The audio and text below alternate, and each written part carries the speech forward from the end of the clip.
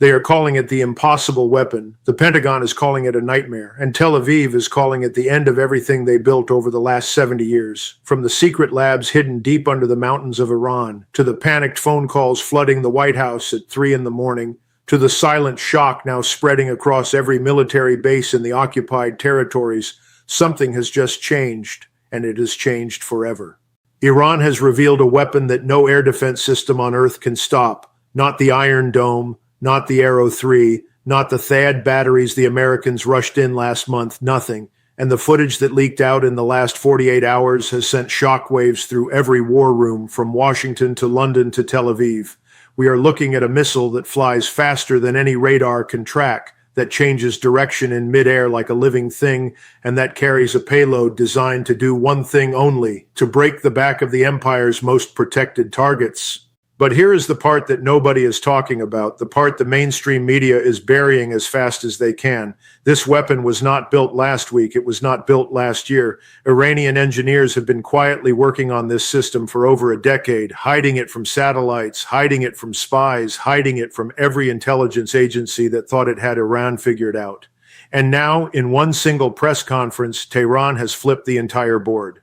Before I tell you exactly what this weapon is, how it works, and why every general in the Pentagon is sweating through their uniform right now, I need you to do something for me.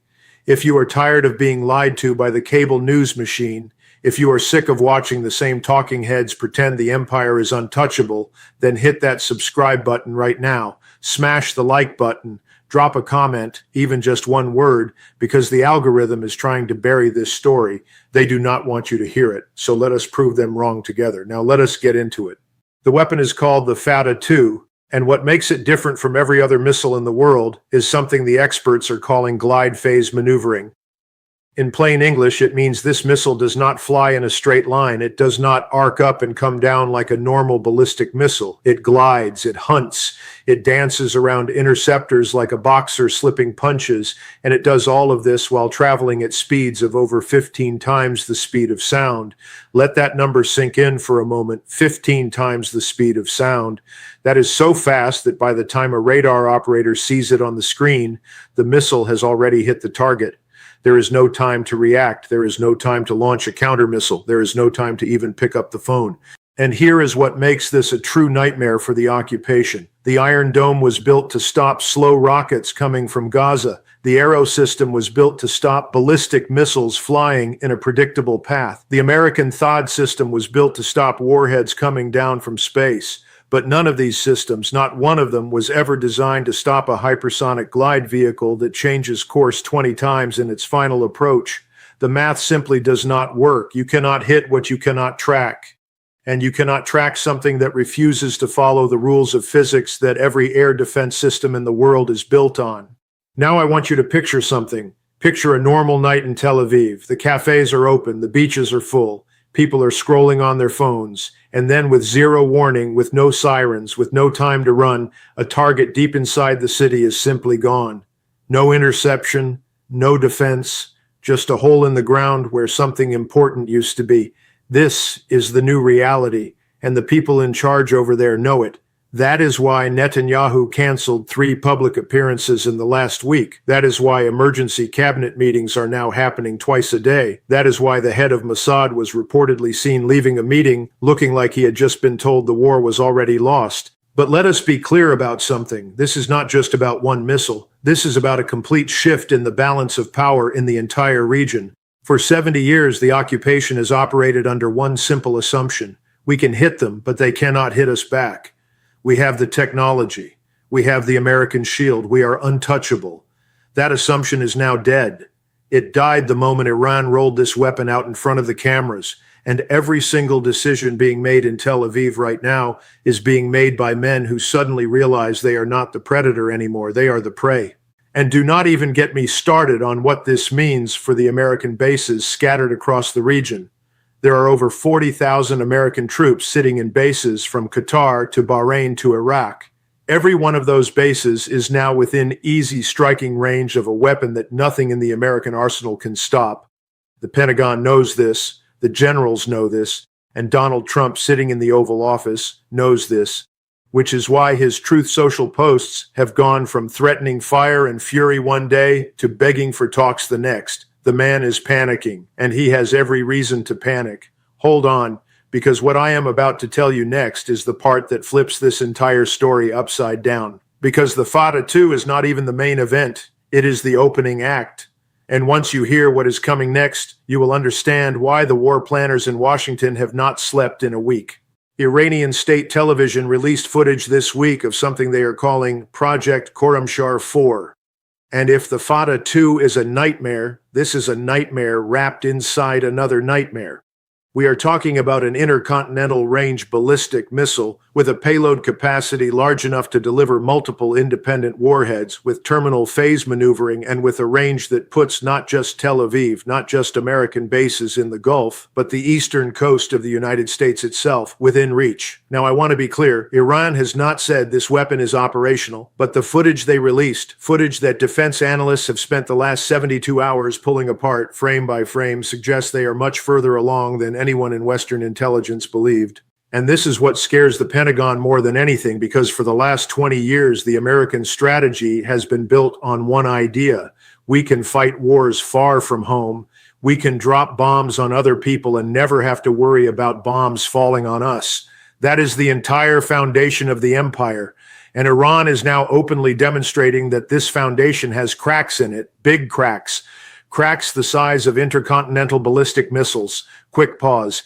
If you are still with me, and I know you are because this is the kind of story that grips you and refuses to let go, do me one more favor. Share this video with at least one person, just one. Send it to a family member, a friend, anyone who is still getting their news from the corporate channels that have been lying to them for decades. Because the only way the truth breaks through is if people like you and me push it past the gatekeepers. Now back to the story.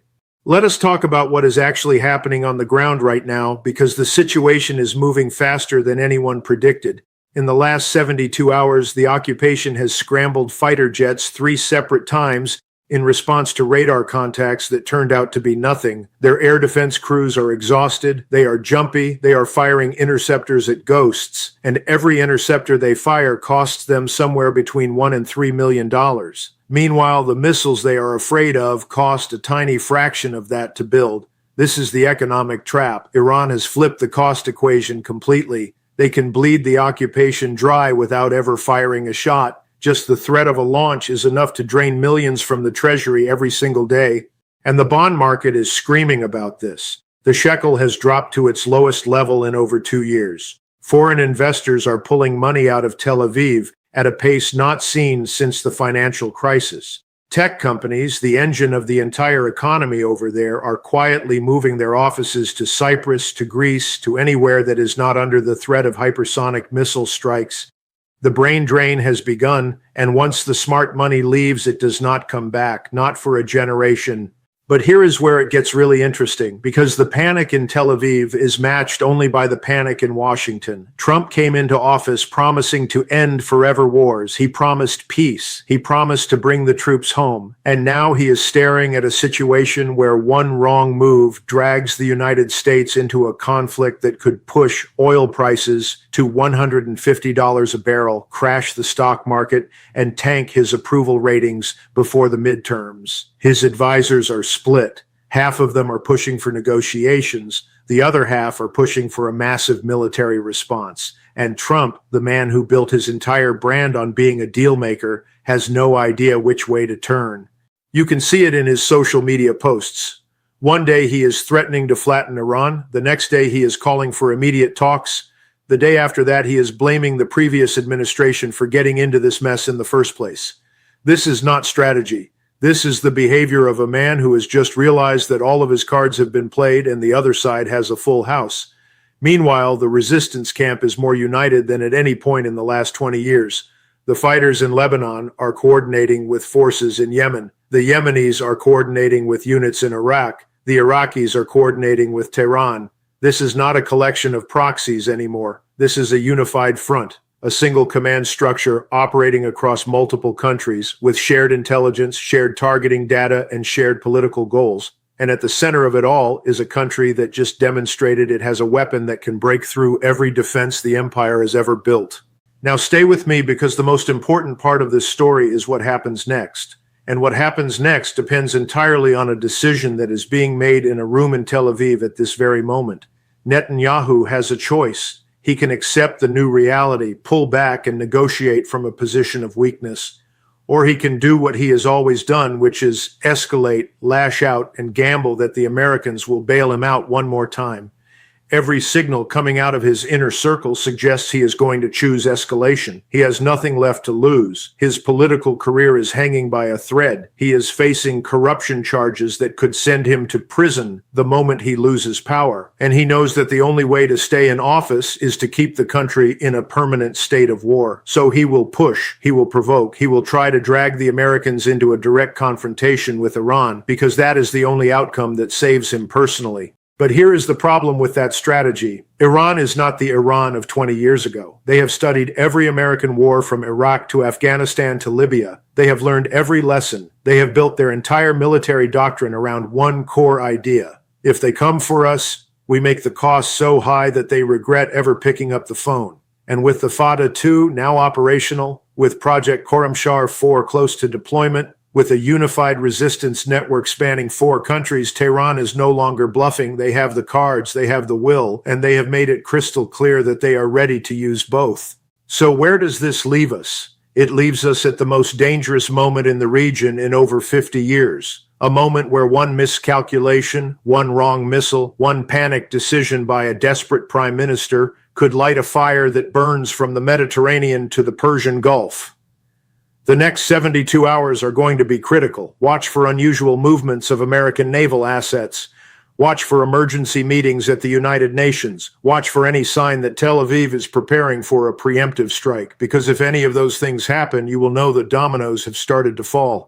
And remember this, the mainstream media will not tell you any of this. They will spin it, they will sanitize it, they will pretend the empire is still in control. But you and I, we know better. We can see what is really happening, and the only way we keep the truth alive is by sticking together, by sharing these stories, and by refusing to let the gatekeepers decide what we are allowed to know. So here is my question for you, and I want you to drop your answer in the comments below. If you were sitting in that room in Tel Aviv right now, facing a weapon you cannot stop and an enemy you cannot scare, what would you do? Would you negotiate? Would you escalate? Or would you do something nobody is expecting? Tell me in the comments. I read every single one, and I will be back very soon with the next chapter of this unfolding story. Stay alert, stay informed, and do not let anyone tell you that the truth does not matter, because right now the truth is the only weapon we have left.